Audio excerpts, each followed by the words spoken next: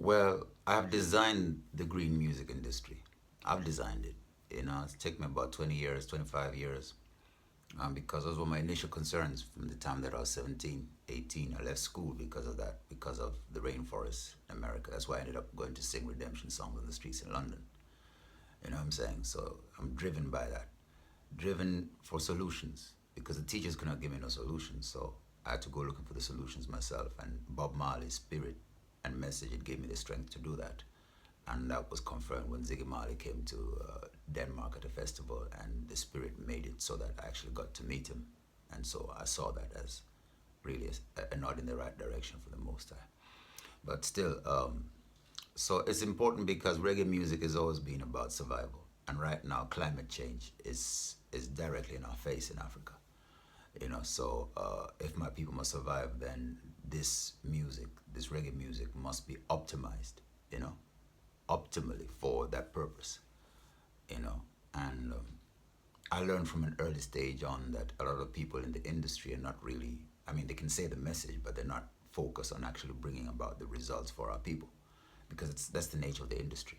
The music industry as a whole was designed to exploit black people. So no matter what your message is, when you contribute to that structure, you are contributing to the exploitation of our people. So it's the structure. It's not really the content or the genre or the artist. Those messages, they're good and you can use them, but at the end of the day, those are just ways of packaging and selling music. So people have to check that. And again, checking by Bob Marley says, don't be just a stock on the shelf.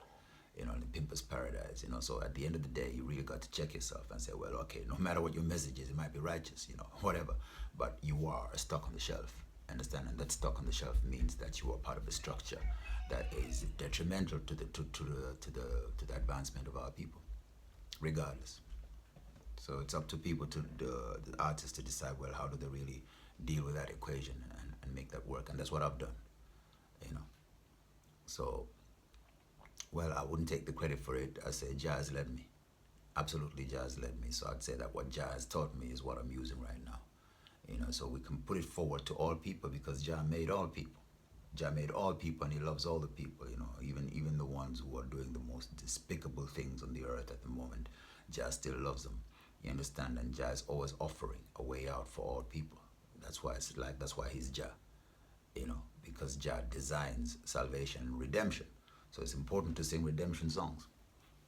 You see, so it's not, like I said to you, it's what Jah put in my heart, really, and my mind. That has made this green industry. So when I say green, it's green. Like green, climate change is important. Empowerment of women is important. And that's why we have Cool Mom Records. All these things, and work really hard. So I have a legacy. African legacy is put into it, a Danish legacy is put into it, a South African legacy is put into it, so from freedom fighting, agriculture, advising, empowerment of women, all of it is in it, and different musics. So reggae is in it, blues is in it. Reggae is important for obvious reasons. The blues is important as our people, the people being through the blues, rock and roll, all the music, you understand? So when you're talking about salvation, it's a trumpet sound, and it's all the music, like jazz is a trumpet sound, right? So we don't really look at, okay, like coming back to the whole thing with Buju Banton talking about reggae being the king's music. I mean, there's no music that's not the king's music. You know what I'm saying? It's like all music comes from Jah. And so there's no music that's not the king's music. So who is man to come and say that this is king's music and this is not king's music? It's like you give yourself a position to decide what is what. That's racism. You understand, when you say that these are God's people and these are not God's people? You can't do that. You understand? Because the king is not just about survival and struggle and all of that. The king's about chilling and being sovereign and being royal and being cool and at ease and being victorious. So you don't always have to be talking about, oh, suffer, because it's like Bob Marley's got a song like Could You Be Loved? The lyrics can say this, but the music tells you something else, you know what I'm saying? So that's the point. That issue about King's music and Afrobeats and everything, that has to do with the market. And that's why I'm telling you that the industry is detrimental to our progress. That is a market thing, because it's the market that decides that you package certain things to a certain crowd and everything and sell. So if there was no selling, that argument would not come on. If there was no financial advantage to the packaging of music and selling music and presentation of music, that argument would not exist because it would be totally irrelevant. It's only relevant to sales and prominence. But it's up to you to decide what you would want to be prominent, because the lyrics in our music, the lyrics in the original reggae music, it tells you what is the most important thing, because that comes out of Garvey. As far as I know, Garvey was not singing. What I'm saying, but Garvey have some huge impact on the people. Garvey has an impact on the whole of Africa, the whole Pan-Africanism, all of that is Garvey. You understand? And he just spoke the word, so that was not music. Just the word sound of a man and the doings of the man and the balance between a man's doings and the word sound. That is what you make music. That must balance first. You must tune your actions, your activities, and the music and your message. It must tune just like how you tune the guitar. Because if those things are not in tune, you're not making music. You're not making music. You're not being music. You got to be music. So you got to be in tune. You got to exercise. You got to pray. You got, and all those things. But basically, you got to really inform yourself in terms of socioeconomics, finance, economics, all those things, and psychology and people and business and all of that, and involve the people, community leadership and all those things. And that has to shine through. It has to shine through. And that's what we're dealing with green music. So impact. One of the big impacts that we want to have is really to make it so that our youths, first of all, they can survive when they're in Africa, and that our youths will want to invest in Africa and stay in Africa, because we have a $10 billion plan for this music industry, this green music industry. It's a plan, right? And we want everyone to contribute to it. But we want to raise the $10 billion ourselves as Africans, because it's in our interest. It's in our interest. It's not money we're going to beg anybody. It's money that we can raise, because if our youths can raise money to sell everything and then go on a boat and go to England or to Spain, or across the Mediterranean Sea, and imagine when one ship sunk and 1,000 people died, right? That's £1,000 per person. 1,000 people. That's 1 million pounds that went down. But the pounds didn't go down. The people who were shipping it had already made the money, and the ship went down. And all those people gathered. If you can imagine, if I could take every one of those people on that ship and say, hey, here's a plan, and this is CCSR, and you got 1 million, right? So let's do it step by step, strategize on the ship. You understand? So those are the type of things, like, for example, now, you see, what I could say to Junior Gong with Welcome to Jamrock is like, you need to be having some socioeconomic workshops on that ship, like really sitting down and working from them, because you're together. That's the first time you're going to be having like so many black people who are on the same page together. What's the focus? What's the workshops? Are there any workshops on Welcome to Jamrock? You understand? Like really work it, and what are the competencies of all the people when they meet? How do you activate that and put that together? Those type of things, you understand? That's why we create the industry like this. And so for Junior Gong, I love what Junior Gong is doing. The prison, the ganja thing in the prisons, I love that. That's the thinking, that's like, Junior Gong's a king, you understand? He thinks like a king, and I like that.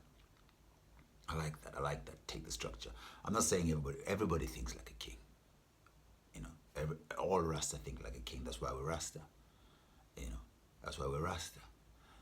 So I have to take that example, and there are plenty examples everywhere. We just want to be able to put it together and unleash it, and make it all come forward. So that's why the walk from Cape Town to Cairo is important, and walking and talking and doing all what we do in the community is important. You understand? And then the biggest thing right now is this right here, right now, what I'm doing, talking to you on the phone. This phone communication, whatever people are doing, modeling, blah, blah, blah, see me in a festival, blah, blah, blah,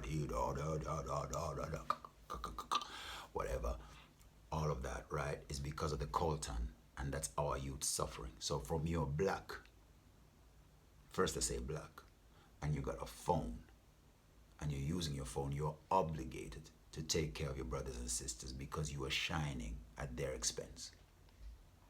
not just brother, your kids, your grandchildren, understand, in the Congo. See, that's what's going on. So I don't care what, whether it is Afrobeat or reggae or anything. The way I see it, I boil it down to you are using this technology at the expense of my children in Africa. What are your works and how are you put together? How are you connected to the solution? And that's the solution we're offering our people worldwide, you know. And when I say to Rasta, I say especially Rasta. Because we know His Imperial Majesty took many images. Many images were taken of His Majesty because it spoke. If we didn't have the images of His Majesty, we'd not know half of what went on. So that's why the prophecy says, as the lightning flashes in the east and flashes to the west, so shall be the coming of the Son of Man.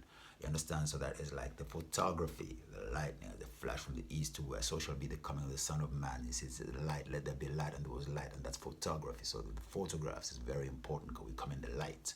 See? So as that light flashes on you or anywhere, it's like, what are the results? What is that light connected to? Because Majesty had to tell his story. If then never take the photographer to show His Majesty picture on the Italian bomb, where would we be now? That spoke volumes. You understand? So so you have that duty now. You can model, you can be beautiful, you can be on stage, you can be anything, but at any given moment, any time, making a phone call, whether you're talking to your friends, your lovers, whatever you're doing, whatever you're into on the phone, you are obligated to think about and be part of the solution for the youths who are suffering for this coltan.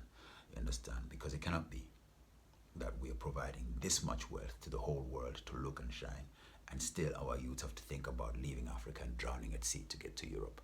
That is 100% our responsibility as black people and as Africans. That's why the walk from Cape to Cairo is important.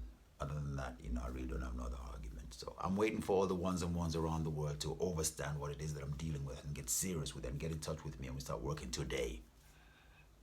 Not tomorrow, today.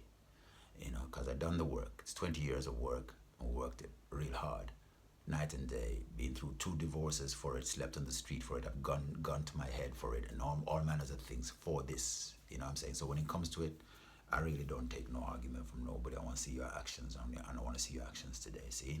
Love, Rastafari.